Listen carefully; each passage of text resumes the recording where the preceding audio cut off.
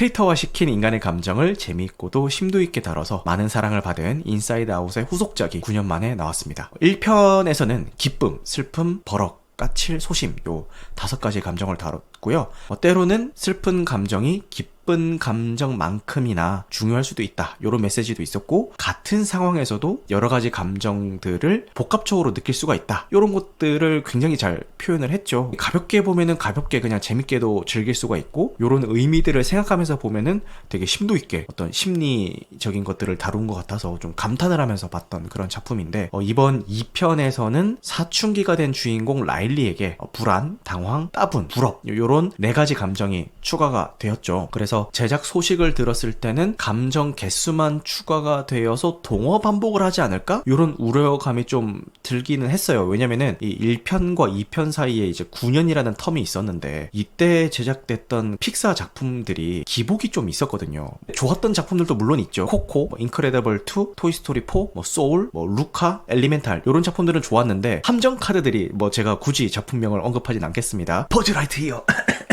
요런 함정 카드들이 몇 개가 있었어요. 몇 개가 있어서 약간 좀 불안한 것도 있었고, 그리고 2편의 감독이 바뀌었어요. 1편의 감독님이 아닙니다. 거기서도 좀 약간 불안 요소가 있고, 그리고 전작에서 1편에서 이미 이 정도면은 감정을 가지고 할 수 있는 이야기는 다 한 것 같은데 굳이 속편을? 이런 생각이 들어가지고, 이 후속작 소식이 들렸을 때는 반가움과 우려감이 동시에 들었던 것 같아요. 근데 막상 뚜껑을 열어보니까 새로운 감정을 그냥 단순히 추구하는 것에 그치지 않고 나다움을 찾아가고 스스로를 있는 그대로 사랑해야 된다라는 이 주제를 전작과 동일하게 쉽게 보면은 쉽게 볼 수도 있고, 아니면은 심도 있게 보자면은 심도 있게 볼 수도 있게끔 잘 구성을 해놨다라는 생각이 들더라고요. 그래서 감상 전에 했던 제 이런 모든 걱정들은 기우였습니다. 특히 저 같은 경우는 이제 초등학생이 된 외동딸을 키우고 있잖아요. 그런 입장이어서 그런지 모르겠지만 감정이입이 더 됐던 것 같아요. 1편에서는 기쁨과 슬픔이 주축이 되었다면은 2편에서는 기쁨과 불안이 주축이 된 느낌입니다. 그래서 얼핏 보면은 2편에서 불안이라는 이 감정이 빌런의 포지션처럼 보일 수가 있거든요. 근데 끝까지 다 보시면은 결국 이 작품에서 하고자 하는 이야기는 전작과 비슷한 결이긴 한데, 불필요한 감정은 없다. 모든 감정은 각자의 역할이 있는 거고, 단 특정 감정에, 그게 뭐가 됐든 간에, 어떤 감정이 됐든 간에 특정 감정에 지나치게 매몰되면은 그거는 문제다 라는 거를 여기서도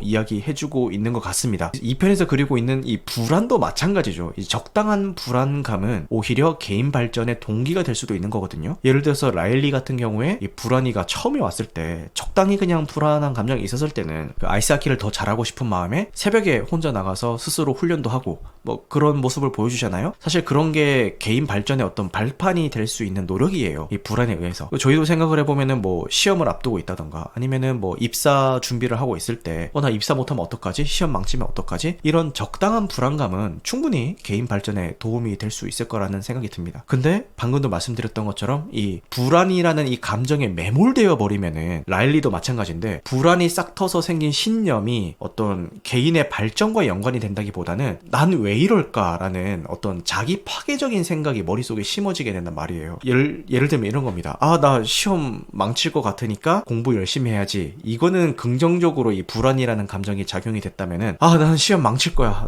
나 같은 놈이 시험을 잘 볼 리가 없어. 이렇게 극도의 불안감에 휩싸이게 되면은 될 일도 안 된다. 오히려 스스로를 깎아먹는 일이다. 이런 이야기를 하고자 했던 것 같아요. 공황장애를 겪는 분들이라든지 아니면 불안장애 이런 걸 겪으신 분들이 이 영화를 보시고 난 다음에 자기가 실제 그 증상이 왔을 때, 공황 증상이나 이 불안 증상이 왔을 때에 자기의 그 머릿속을 이 인사이드 아웃 2에서 너무 잘 시각화를 시켜놨다라고 하면서 되게 공감하는 글들을 많이 올리시더라고요. 제가 후기 모니터링을 하다 보니까. 그래서 그만큼 좀 전편만큼이나 좀 고심해서 만든 작품 같다라는 생각이 들었습니다. 그리고 그 기쁨이의 대사 중에서 어른이 된다라는 게 기쁜 감정을 잃어버리는 게 아닐까? 요런 대사가 나오는데, 그 대사가 나왔을 때 저희 애가 갑자기 귓속말로 진짜 어른이 되면 그래? 이렇게 물어보는데 제가 아니야 라고 이야기를 해주긴 했습니다. 그러니까 상대적인 이야기인 것 같아요. 여기서 하고자 했던 이야기는 어른이 되면은 기쁜 감정을 못 느껴 이런 얘기가 아니라, 그 어린아이였을 때와 대비했을 때 상대적으로 좀 잃어버리게 된다라는 이야기인 것 같습니다. 어릴 때는 모든 게 다 새롭고 모든 게 다 자극이잖아요. 어떻게 보면은 예를 들어서 아이스크림을 먹어도 처음 먹어보는 거니까 어릴 때는 그게 얼마나 맛있어요. 근데 지금 어른이 되어서 먹는 아이스크림은 어릴 때 먹었던 그 아이스크림에 비해서 이 느끼는 그 맛있음의 행복이 물론 행복하겠지만 그 어릴 때 그 행복만큼은 아닐 거란 말이죠. 그래서 그런 상대적인 이야기를 하고 싶었던 게 아닐까라는 생각이 들었고, 불안장애나 공황장애를 겪으신 분들의 후기를 읽어봤다라고 말씀을 드렸잖아요. 그분들이 이제 공감이 갔다라고 이야기를 했던 게, 감정에서 이 기쁨이라는 그 자기 감정이 아예 없어져 버린 그런 느낌이 들었대요. 그런 증상을 겪고 있을 때 아예 뭐 행복하고 기쁘고 이런 감정을 느낄 수 없는 존재라는 생각이 들었대요. 그런 증상이 있을 때. 근데 이 인사이드 아웃 2를 보고 나서 이 기쁨이 그때 없었던 게 아니라 멀리 여행을 떠난 기쁨이 나를 향해서 찾아오고 있는 그 과정이었구나라는 거를 이 작품을 통해서 시각적으로 좀 묘사된 걸 확인을 하고 좀 많이 좀 감동을 받았다, 이런 식의 글을 쓰셨더라고요. 더빙으로 볼지 자막으로 볼지 고민을 많이 하시잖아요. 장단점이 있어요. 기본 틀은 자막이 기본 틀이겠죠, 당연히. 제가 오늘 이 인사이드 아웃 2 보면서 놀랬던 게 더빙 퀄리티가 상당합니다. 더빙이 진짜 잘 됐어요. 이게 더빙 퀄리티가 높다라는 게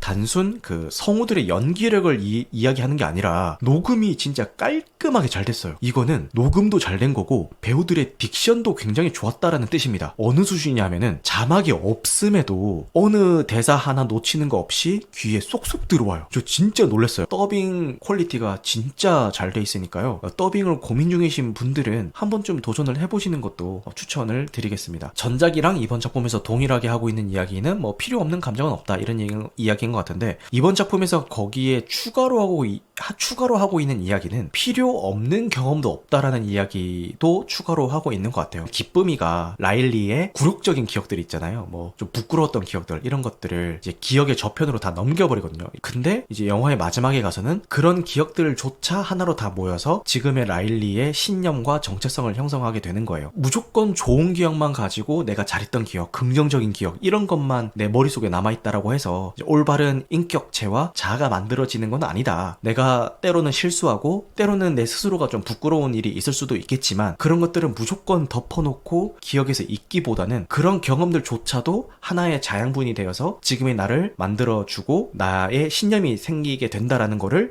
이번 작품에서 시각화를 굉장히 잘 해줬다라는 생각이 들고요. 그렇게 생긴 신념이 어떤 모습의 신념이라도, 그리고 나 스스로도 내 신념이 뭔지 정의를 하지 못하더라도 나도 나를 잘 모르겠어. 내가 어떤 사람인지 잘 모르겠어. 이럴 때는 내 스스로가 이런 사람 같기도 하고 저럴 때는 내 스스로가 저런 사람인 것 같아. 그럼에도 불구하고 스스로는 나 자신을 사랑할 줄 알아야 된다라는 그 메시지를 너무 잘 묘사를 했어요. 감정들이 자기도 잘 모르겠는 그 자신의 신념을 꼭 끌어안고 다 같이 이해하는 그 장면에서 오열을 하게 되더라고요. 지금까지 제가 이 작품에서 하고자 하는 이야기가 몇 가지가 있다 이렇게 쭉 나열을 했는데, 그 중에서 가장 와닿았던 게 제가 말씀드렸던 마지막에 그 메시지였던 것 같아요. 어쩌면은 나조차도 스스로를 정의하기 힘들 수 있지만 그런 나라도 좀 많이 보듬어주고 스스로를 사랑해주자, 이런 메시지가 있었던 것 같고, 진짜 오랜만에 남녀노소 온 가족이 함께 극장 나들이 할 수 있는 그런 작품이 나온 것 같으니까요. 인사이드 아웃 2 가족 단위로 보시면은 좋을 것 같습니다.